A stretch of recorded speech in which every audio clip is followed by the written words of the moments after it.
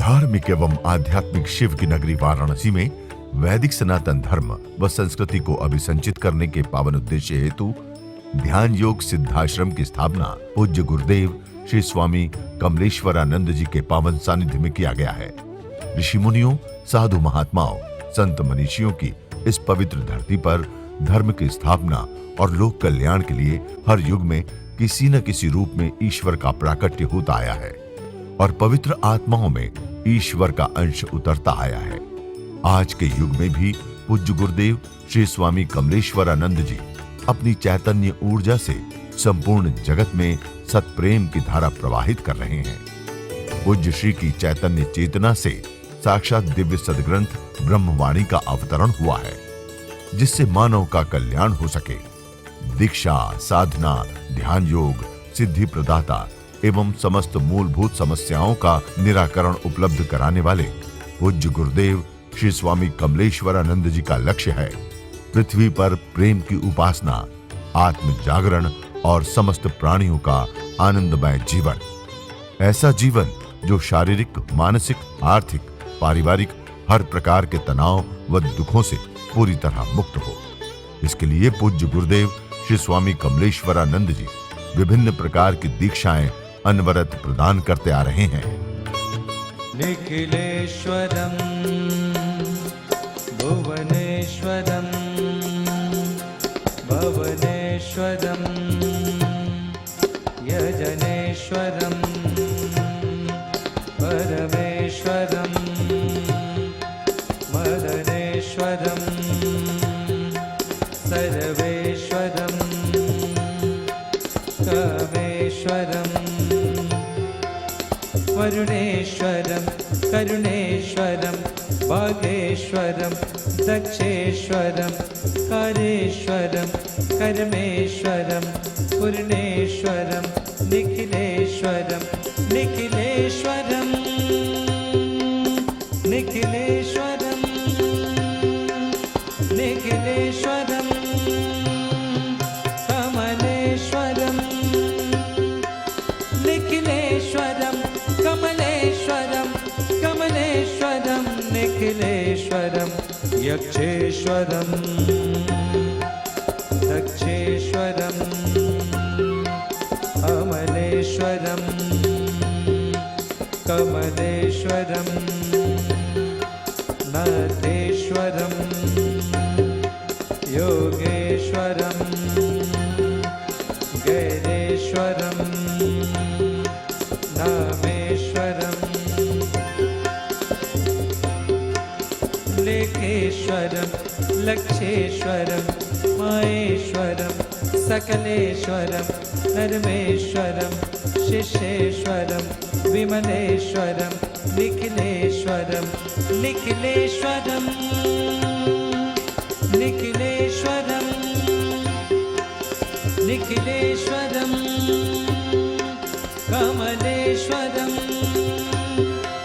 निखिलेश्वरम कमलेश्वरम कमलेश्वरम निखिलेश्वरम परमेश्वरम सर्वेश्वरम देहेश्वरम देवेश्वरम ज्ञानेश्वरम तापेश्वरम कहेश्वरम वागीश्वरम मणिकेश्वरम पद्मेश्वरम इक्षेश्वरम पूर्णेश्वरम मंत्रेश्वरम तंत्रेश्वरम यंत्रेश्वरम निखिलेश्वरम निखिलेश्वरम निखिलेश्वरम निखिलेश्वरम कमलेश्वरम निखिलेश्वरम कमलेश्वरम कमलेश्वरम निखिलेश्वरम एकेश्वरम दिव्येश्वरम भवेश्वरम शब्देश्वरम विद्येश्वरम परमेश्वरम जयनेश्वरम वक्षेश्वरम् तारेश्वरं शक्तेश्वरं भक्तेश्वरं भुवनेश्वरं धरणेश्वरं व्याप्तेश्वरं सिद्धेश्वरं निखिलेश्वरं निखिलेश्वरं निखिलेश्वरं निखिलेश्वरं कमलेश्वरं निखिलेश्वरं कमलेश्वरं कमलेश्वरं निखिलेश्वरं शिंशेश्वरं लिंशेखरं लिंशेखरं भाग्येश्वरं चिन्तेश्वरं एकेश्वरं वागीश्वरं कालेश्वरं तप्तेश्वरं तपेश्वरं सृष्टीश्वरं तरणेश्वरं निखिलेश्वरं निखिलेश्वरं निखिलेश्वरं निखिलेश्वरं निखिलेश्वरं निखिलेश्वरं निखिलेश्वरं कमलेश्वरं कमलेश्वरं कमलेश्वरं निखिलेश्वरं निखिलेश्वरं निखिलेश्वरं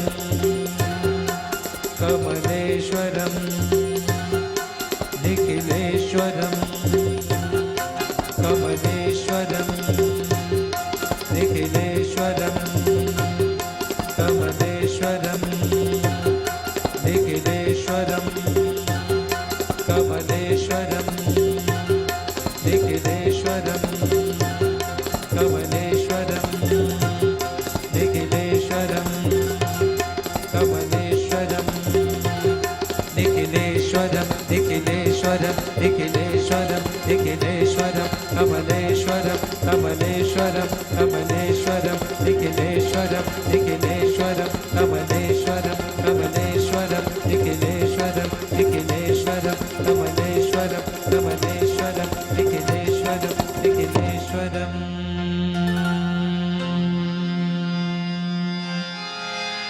परना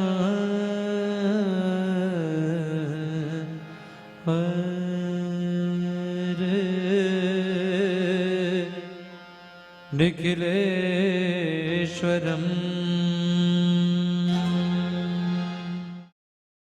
ऐसा गुरु हमारे पीढ़ी में नहीं मिला जो हमारे रक्त को शुद्ध किया हो। ऐसा गुरु नहीं मिला जो हमारे प्राणों में मुझे अवतरित करने की कोशिश किया हो। ऐसा गुरु नहीं मिला होगा हमारी पीढ़ी में कि हमारे रक्त के एक कण को शुद्ध करके दिव्यता और पवित्रता से भर दिया हो और शुद्ध जीवन वैश्य जीवन से ऊपर उठा करके आसमान की ऊंचाई पर पहुंचा दिया हो। ऐसा कोई गुरु नहीं मिला होगा। ये जीवन का दुर्भाग्य था हमारी पीढ़ी में। लेकिन क्या आपके जीवन में सौभाग्य वो प्राप्त हुआ? और अगर हुआ है तो आप बहुत ज्यादा सौभाग्यशाली हैं। आप अपने जीवन को धन्य करने की सोचिए कि मैं और आप एक दूसरे के सामने इस संध्या बेला पर सामने बैठा हूं जीवन की उच्चता के लिए, जीवन की श्रेष्ठता के लिए, जीवन के उस पावनता के लिए, जीवन के प्रेम और प्रभु के लिए। क्या आप चाहते हो प्रेम? चलो प्रभु हो सकता है ना चाहो, पर प्रेम चाहते हो? बोलो जय श्री नारायण। प्रेम चाहते हो? प्रेम चाहते हो?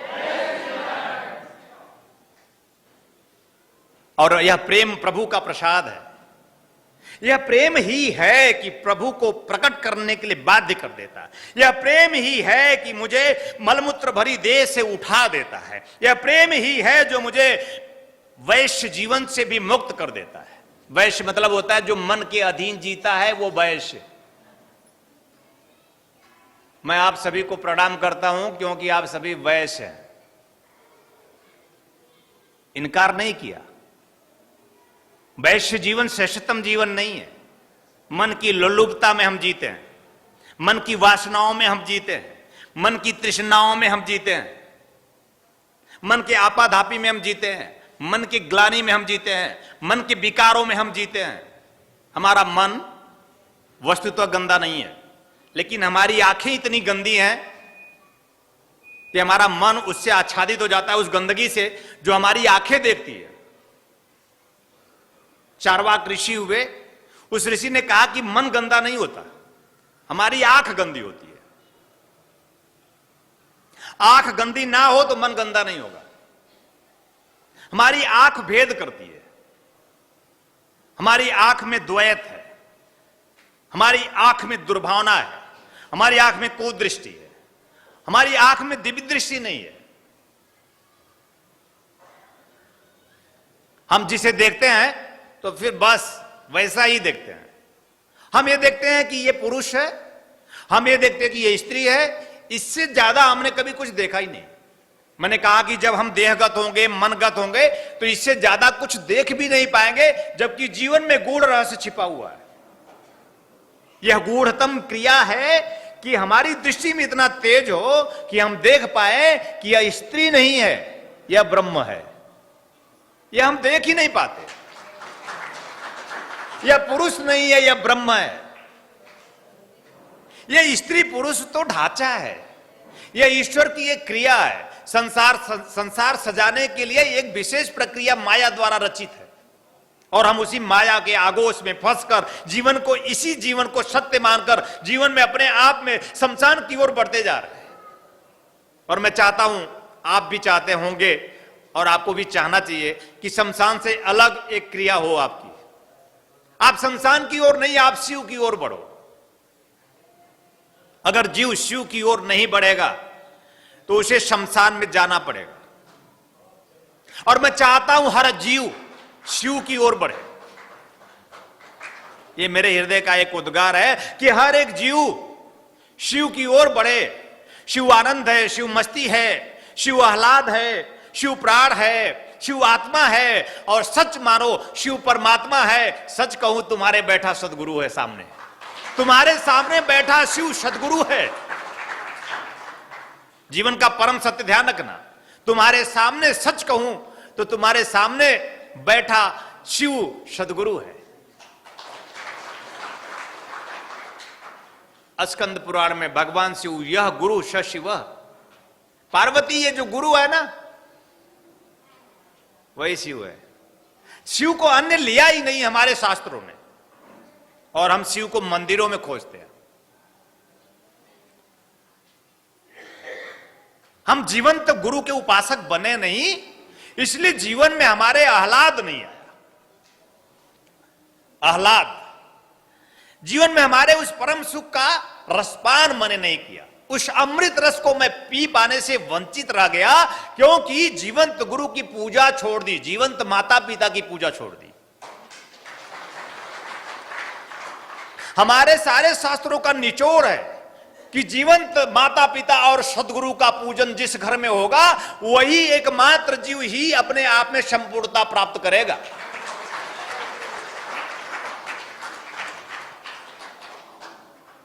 और ध्यान रखना कि तुम भी एक दिन माता पिता बनोगे। इस बात से तुम चूक न जाना। और तुम दूसरों को इनकार करोगे, जब भी इनकार करोगे, ध्यान रखना इस प्रकृति में वही मिलता है जो तुम बीज बोते हो। लौटकर तुम्हारे पास भी इनकार ही इनकार आएगा। इनसे कुछ सीखने की कोशिश करना, इन्हें सिखाने मत लग जाना। माता पिता गुरु से सिर्फ सीखा जाता है, सिखाया नहीं जाता। अच्छा लगा? अब आपकी बात हो रही, जो माता पिता होंगे सोचना कि बढ़िया गुरु मिला।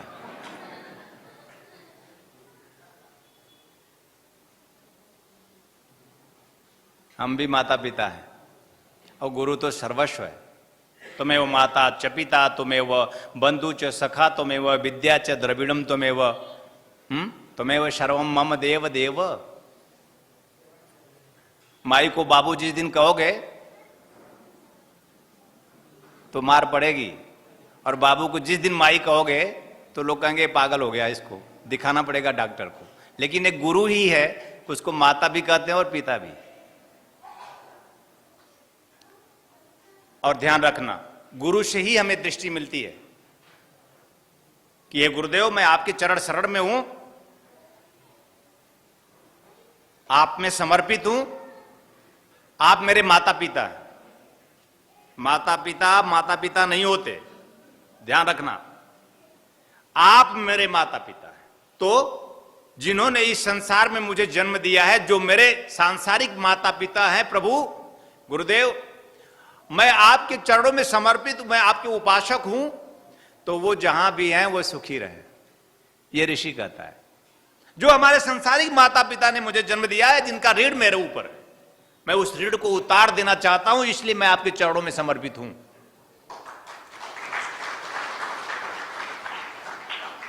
और सत्य है कि आप ही मेरे माता पिता हैं। आप मेरे माता पिता हैं। अगर आप दृष्टि देंगे तो मैं अपने माता पिता को माता पिता मान पाऊंगा। अगर दृष्टि नहीं होगी गुरुदेव, तो मैं अपने माता पिता को इनकार कर जाऊंगा, क्योंकि मैं मलमूत्र से भरा सना हूं, क्योंकि मैं शुद्रवत और वैश्वत जीवन जी रहा हूं। मेरा मन मेरे हाथ में नहीं, नियंत्रण में नहीं है। मैं मन के अधीन हूं, और मन के अधीन जो जीता है वह वैश्य कहा जाता है। ध्यान रखना, वैश्य कोई वैश्य नहीं होता। हम सब वैसे हैं। अगर मन के अधीन जीते हैं, इंद्रियों के अधीन जीते हैं, विकारों के अधीन जीते हैं, तो हम वैश्य हैं। और हमें इससे मुक्ति चाहिए, इस वैश्य जीवन से। गुरुदेव, मुझे ऐसा ज्ञान चाहिए, ऐसी चेतना चाहिए। और तब शिष्य संकल्प लेता है, तब साधक संकल्प लेता है, व्यक्ति संकल्प लेता है कि मुझे इससे मुक्त होना है, क्योंकि यहां दुख है, चिंता है, परेशानी है, रोग है, तनाव है, और मुझे इन तनाव से निकल जाना है। तो संकल्प लेता है गुरु प्राप्ति का।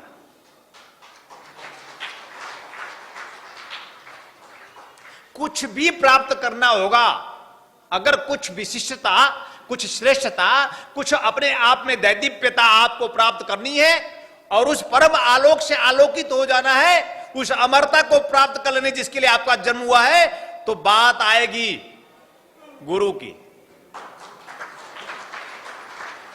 रावण ने कहा, मुझे ये जीवन जीना नहीं है, ये कोई जीवन है, मैं भिक्षा मांगकर जीवन यापन करूंगा नहीं। और उनके पिता ऋषि थे, विश्रवा ऋषि उनके पिता थे। 5 साल के लड़के के हाथ में कटोरा थमा दिया जाता है, जा भिक्षा मांगकर जीवन यापन कर, और कटोरे को यूं फेंक देता है, ठोकर मार देता है कि मैं भीख नहीं मांगने वाला। बोले तुम्हारी पीढ़ी में सबने यही किया है, भीख मांगकर ही जीवन यापन किया है। बोले पीढ़ी ने किया, ये पीढ़ी की कमियां थी, और मैं भीख मांगने के लिए जन्म नहीं लिया हूं। मैं लक्ष्मी को तो पैरों से उछाल देना चाहता हूं, ठोकर मार देना चाहता हूं, अपनी चेरी बना लेना चाहता हूं। मुझे अपनी अद्वितीयता, श्रेष्ठता साबित करनी है। माल्यवंत सुन रहे थे। उन्होंने कहा तब तो तुम्हें इसके लिए गुरु के पास जाना पड़ेगा। इसका मतलब यह है, हमारा शास्त्र कहता है कि अगर आपको अद्वितीय बनना है, अजय बनना है, अनुपम बन जाना है, तो आपको गुरु के पास जाना ही होगा। अगर आप मलमूत्र भरी देह से ऊपर उठ जाना चाहते हैं, मन के अधीनता से मुक्त हो जाना चाहते हैं, अपनी गुलामियत से आप जो जकड़े हुए हैं कई जन्मों से, उससे आप मुक्त होकर एक स्वतंत्र पक्षी की भांति आकाश की ऊंचाई नाप लेना चाहते हैं, तो गुरु दीक्षा अत्यंत आवश्यक है। संकल्प लेते हैं कि मुझे गुरु चाहिए और कुछ नहीं चाहिए। क्यों? क्योंकि कुछ प्राप्त करके मैं जीवन को संपूर्ण नहीं कर सकता। मैं टुकड़े टुकड़े से भी उस अखंड को प्राप्त नहीं कर सकता, उस परम आनंद को प्राप्त नहीं कर सकता। गुरु ही एकमात्र है।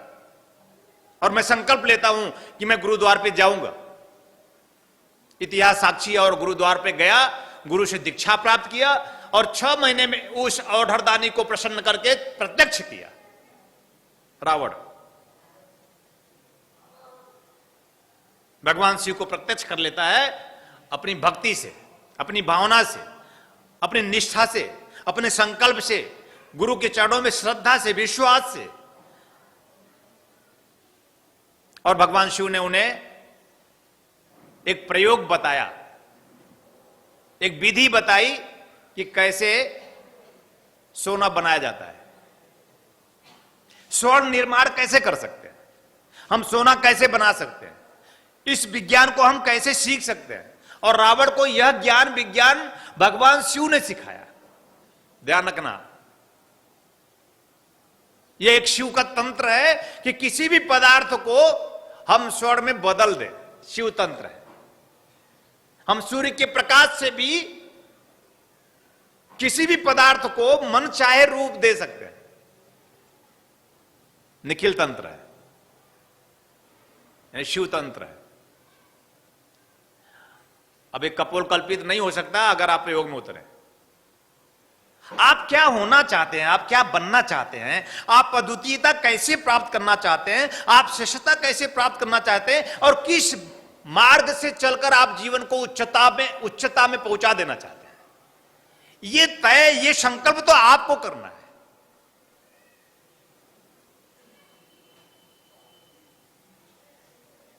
और इतिहास साक्षी है कि रावण ने सोने की नगरी बसाई। वो सोना कहीं से खरीदा नहीं था, सोना उसने बनाया था। और हनुमान जी ने जब लंका जला दी और जलाकर चले आए तो फिर उसने पुनर्निर्माण कर दी। एक क्रिया है उसकी, एक विशेष, मैं इस पे जाना नहीं चाहता। आज सद्ज्ञान देने के लिए मैं थोड़ा थोड़ा दृष्टांत दे रहा हूं कि मुझे सद्ज्ञान कैसे प्राप्त होगा। बाद में उसकी प्रवृत्ति बदल गई, मैं आ गया। और जब मैं आता है तो जो हरि है, जो प्यारा है, जो जीवन का अपने आप में अन्यतम दुलारा है, वो छिन जाता है। जब तक मैं था, हरि नहीं। जो प्यार है, जो प्रेम है, जो प्रभु है, जो जीवन का आनंद है, मैं में नहीं है। इसलिए हम मैं पिता के रूप में मैं ना रहूं, मैं बच्चा रहूं हमेशा। हमें अपेक्षा सिर्फ उन पुत्रों पुत्रियों से ही नहीं है, हमें अपेक्षा उन माता पिता से भी है कि मैं मां ना रहूं। मैं तो रहे ना, ध्यान रहे कि न तातो न माता, न पुत्रो न पुत्री। इसमें कुछ साधकपन है, इसमें कुछ शिष्यता है। जो अपने आप को पुत्र नहीं मानता, अपने आप को पुत्री नहीं मानता, अपने आप को माता नहीं मानता, अपने आप को पिता नहीं मानता, अपने आप के इस संसार में कोई सगे संबंधी को सच नहीं मानता, ये केवल मान्यताएं हैं। जो मान्यताएं वो समाप्त हो जाएंगी। इन मान्यताओं से पार परे हमारा जीवन है। तो मैं माता पिता भी नहीं रहूं और मैं पुत्र पुत्री नहीं रहूं, मैं बस रहूं वो जो हूं, अपना शिशु। उस परमात्मा का मैं शिशु रहूं, उस परमात्मा का मैं बालक रहूं, उस परमात्मा का मैं बच्चा रहूं।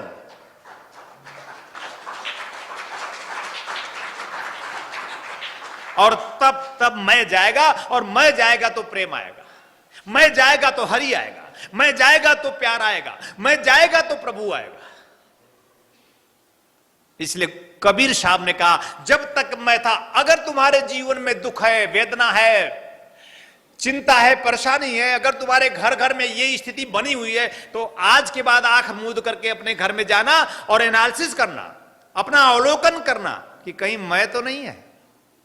जहां आप सभी के सहयोग से संस्थान द्वारा विभिन्न पुण्यदायी प्रकल्प संचालित हो रहा है, वहीं समाज को सृजन हेतु पूज्य श्री की चैतन्य चेतना से दिव्य सद्ग्रंथों का प्रकाशन भी किया जा रहा है।